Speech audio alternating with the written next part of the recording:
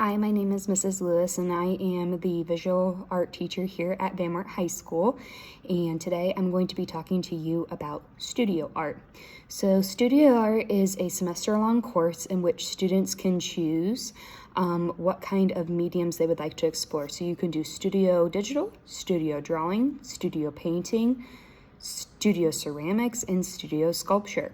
The prerequisites for this course are fundamentals of 2D, and then after you take fundamentals of 2D, you either take drawing and painting 2 or digital art 2 in order to take the studio digital, studio drawing, or the studio painting. You can also start with fundamentals of 3D, then take ceramics and sculpture 2, and then begin taking studio ceramics or studio sculpture. So those are the prerequisites for this course.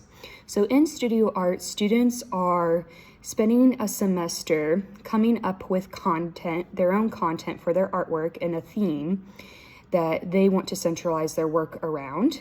And then they are experimenting with different mediums and figuring out what kind of artwork they would like to make, focusing on that centralized theme.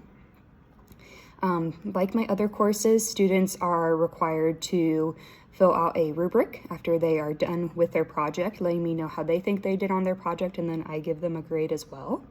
There will be class critiques in which we will do peer-to-peer feedback and some analysis of our work, and then they will also be doing sketchbook assignments to come up with their ideas for their work. Students and myself in studio art in any of those courses will be coming up with a timeline together to create so many pieces by the end of the semester.